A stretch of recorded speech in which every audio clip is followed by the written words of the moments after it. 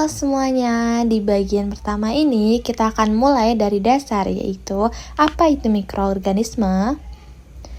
Mikroorganisme atau mikroba adalah organisme yang ukurannya sangat kecil, bahkan diameternya kurang dari 0,1 mm. Karena ukurannya yang mikroskopis, mikroba hanya bisa dilihat menggunakan alat bernama mikroskop. Kelompok mikroorganisme sangat beragam. Mereka mencakup bakteri, archaea, jamur atau fungi, protozoa, alga mikroskopis, dan juga virus. Beberapa mikroorganisme tidak berbahaya, bahkan bermanfaat. Tapi, sebagian lainnya dapat menyebabkan penyakit, termasuk melalui makanan. Salah satu bakteri penting yang sering dibahas dalam dunia keamanan pangan adalah Salmonella.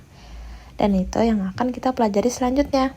Di bagian kedua ini kita akan membahas apa itu Salmonella dan dari mana asal kontaminasinya. Salmonella adalah bakteri gram negatif patogen yang menjadi salah satu penyebab utama foodborne disease atau penyakit bawaan makanan. Infeksi yang ditimbulkannya dikenal sebagai salmonellosis.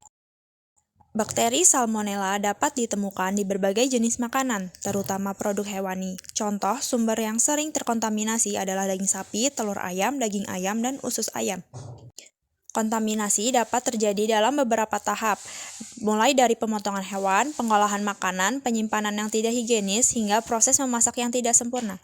Selain itu, praktik kebersihan yang buruk seperti tidak mencuci tangan setelah memegang bahan mentah atau menggunakan peralatan dapur yang tercemar juga dapat memindahkan bakteri ini ke makanan lain. Di bagian ketiga, kita akan membahas mekanisme bagaimana Salmonella menyebabkan infeksi di tubuh manusia. Pertama, Salmonella masuk ke tubuh melalui makanan yang terkontaminasi. Setelah tertelan, bakteri melewati lambung dan menuju usus.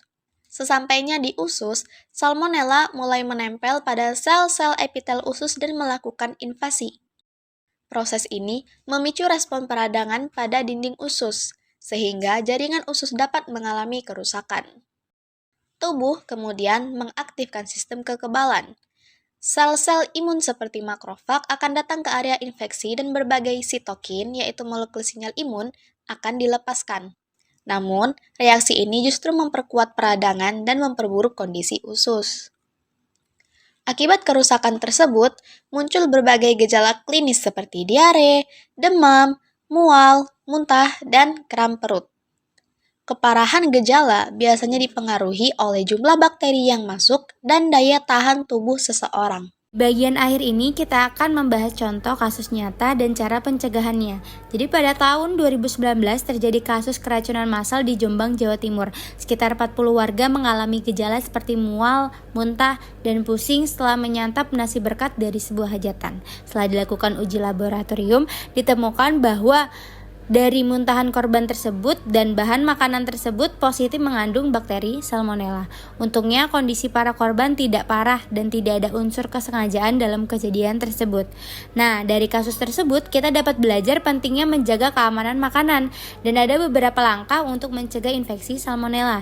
Yaitu yang pertama, menjaga kebersihan makanan selama proses pengolahan dan penyajian.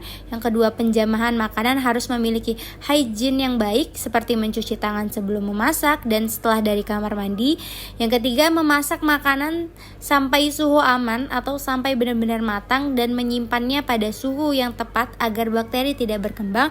Dan yang terakhir, memastikan bahan makanan terutama unggas dan telur berasal dari sumber yang aman dan terjaga.